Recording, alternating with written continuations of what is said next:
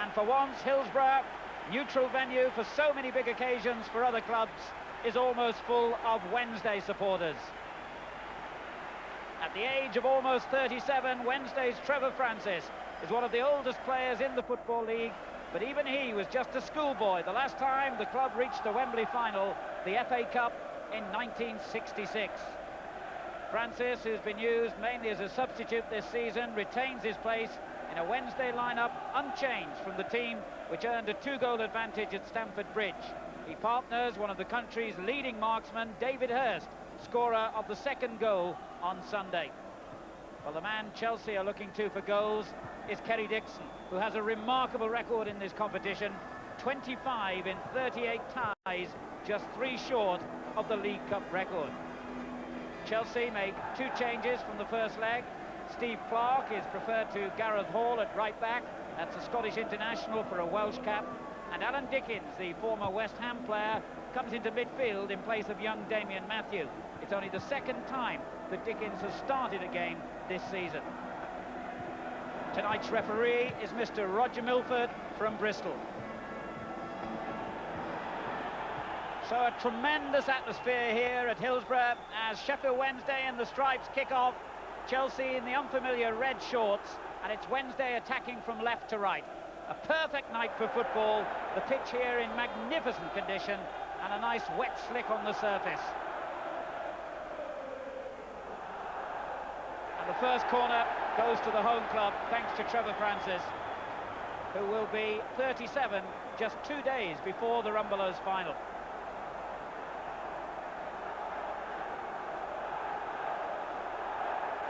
Look out for Pearson coming forward for these corners as the ball is delivered in towards the near post. This is Clarke for Chelsea, given away clumsily. And danger here straight away, and the shot just over the bar by the skipper, who has got no fewer than 9 goals this season, 4 of them in this competition, and is an ever-present threat from corners and free kicks. Easy one for Shirtliff to find Wilson. But a good interception by Townsend. This is Stewart. Not a bad ball for Dixon. Turner does well. Dixon goes down. Corner is the outcome. A rather theatrical dive, I think, by Kerry Dixon. And it will take more than that to fool such an experienced referee as Roger Milford. Turner definitely made contact with the ball. But Dixon has gone forward to the near post for the corner. Moncau and Cundy also forward. Headed away by Pearson. Dorigo turns it back in. It was Shirtliff who got it clear then. Townsend keeping it in play. Cundy back to him, but it was too strong. Goal kick.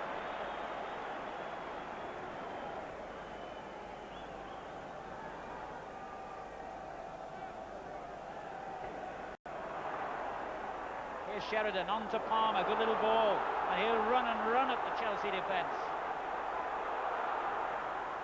Prodigiously strong runner in possession, but this time perhaps he went a shade too far. Moncau for Chelsea. Jury back to the big Dutchman. Wise. Stewart. That's a useful looking ball. Dixon. Jury. It was a great move by Chelsea, but a disappointing finish by Jury. Excellent football from the First Division team, who incidentally have won each one of their away ties in this competition this season, including a 3-0 victory at Tottenham Hotspur in the previous round. That was sweet football until that moment. Francis, that's a lovely little ball. Palmer galloping forward and gets it. Sheridan, brought down by Dickens. Free kick to Sheffield Wednesday.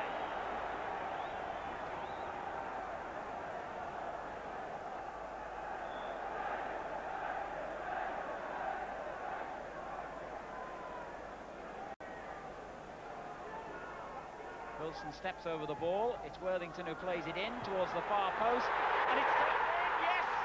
No, I thought not, because I was certain initially that there was offside, and I was right. Roger Milford had a long look before he disallowed the goal, but I'm certain he was right with that decision. Watch out for Shirtliff and Pearson with 2 centre-backs forward. And the referee was correct. Good header by Pearson again, and it breaks for Wilson. Worthington on the left. Sheridan. King. Worthington's gone for the return ball and doesn't read the danger and reacted quickly, but at the expense of a corner.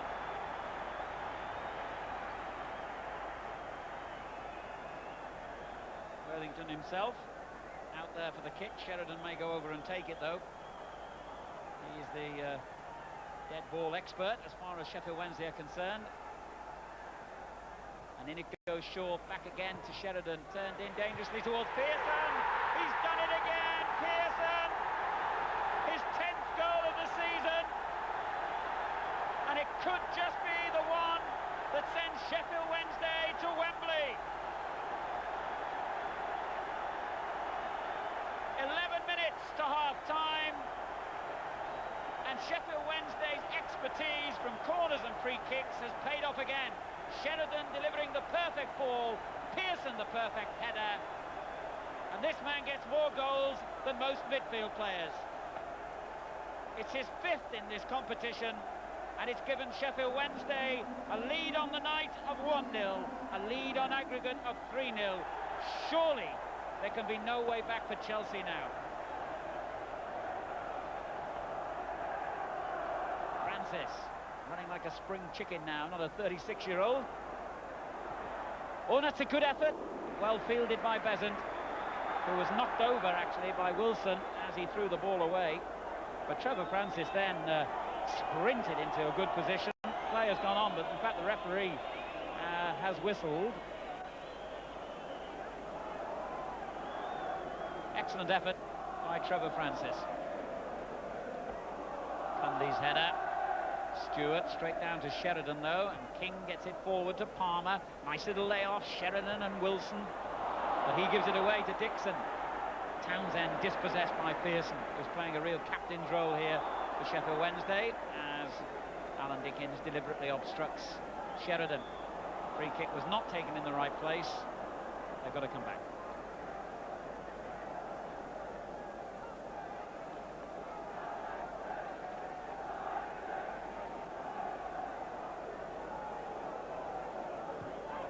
Shirtlip thumps the ball forward, and it's in towards Palmer, and Palmer did well. Wilson! Oh, what a goal! Danny Wilson!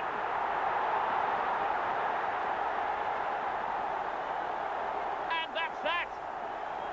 Sheffield Wednesday must be Wembley bound for the first time in 25 years. And what a storming volley by Danny Wilson. Shirtless free kick. Palmer plays a really important role here. As the ball came in from the left, he just got the little touch down into the path of Wilson, who hit it without thought.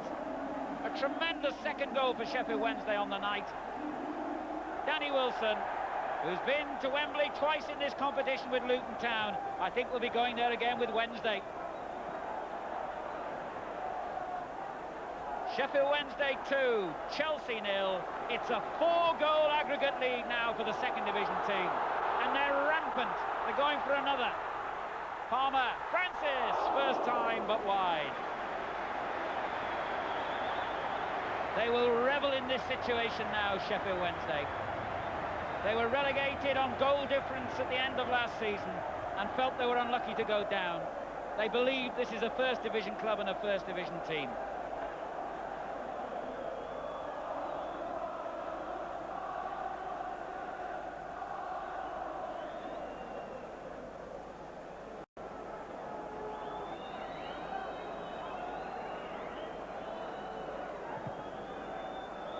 The end of a very satisfactory first half for Sheffield Wednesday, who have built on their 2-goal lead from the first leg with 2 more. The skipper, Nigel Pearson, putting them in the lead with a header, and Danny Wilson's storming volley making it 2-0 on the night. 4-0 to Sheffield Wednesday on aggregate.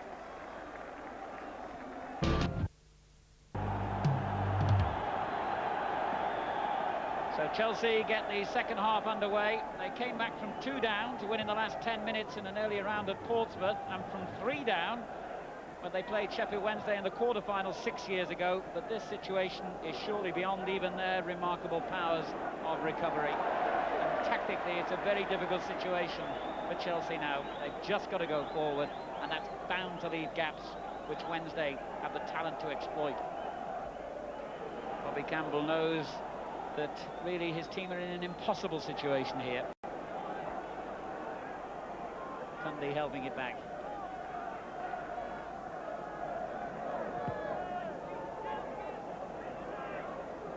Pearson beaten by Dixon this time. Jury turning it on to Stewart.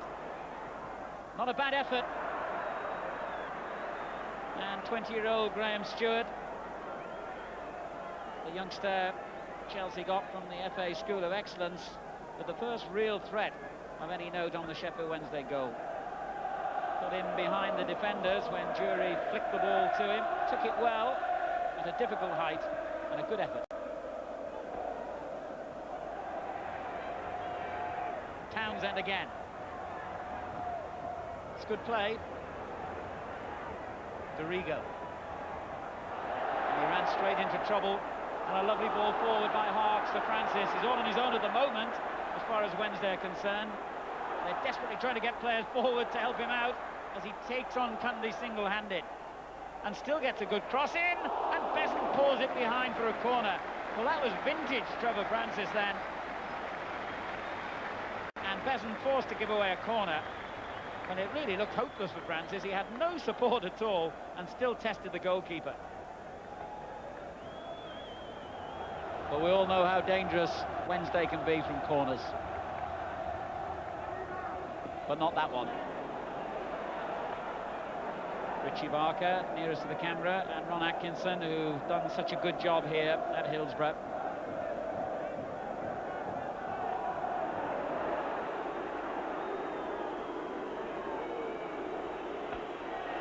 They made a bit of a meal of that challenge. Dickens. Wise, unpopular with the Wednesday supporters, but he's heard that before. Dorigo in possession. Dixon, and it's turned in, and the youngster gets the goal, courtesy of Dixon's smart work on the near post.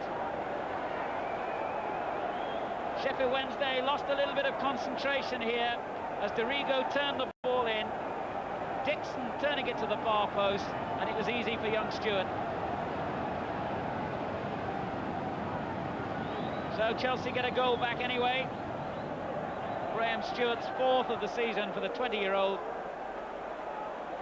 And it's brought a slightly pleasing aspect at least to the scoreline for Chelsea. 2-1 now on the night, but remember, still 4-1 to Sheffield Wednesday on aggregate.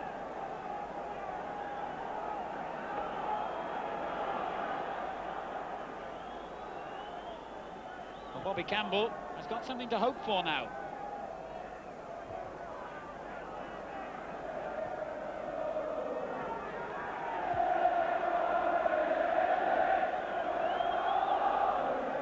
Sheffield Wednesday are about to make a substitution before this throw-in can be taken, and it's Trevor Francis who's coming off to be replaced by Paul Williams. Thunderous applause around Hillsborough for the former England international, who has certainly played his part in giving Sheffield Wednesday what, despite Chelsea's recent goal, must surely be a winning aggregate lead here. Still a master of his trade, Trevor Francis, and now he can look forward perhaps to celebrating his 37th birthday with another match on his old stamping ground of Wembley. Paul Williams, the England under-21 international, on in his place. Still absolutely pouring with rain here, and has been for most of the match at Hillsborough, as Williams just about kept it in play, or at least kept it from going for a goal kick anyway, but it's a throw-in.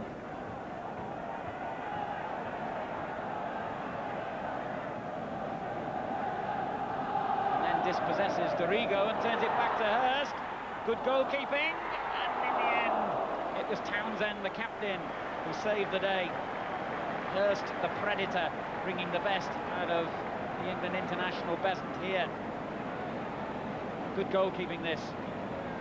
And Townsend's timely interception.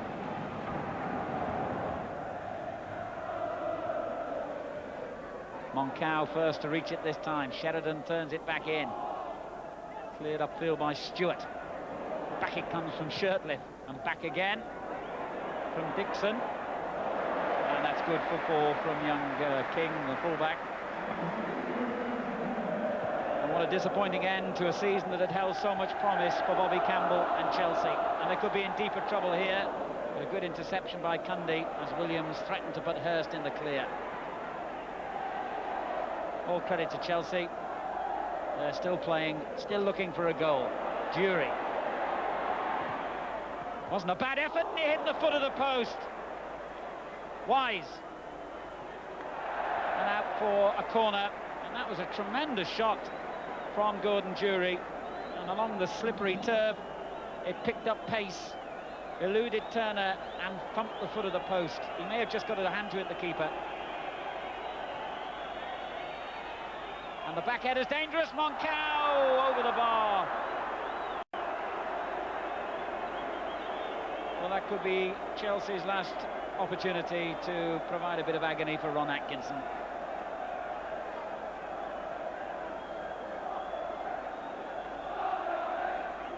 Moncau under rather than over the ball as it was flicked on from the near post.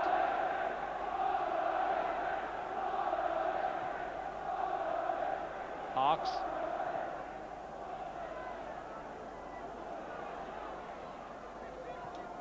Palmer did well then. McCall gets his first touch on for Williams to chase, and he's got in between Moncau and the goalkeeper. Oh, what a marvellous goal that was!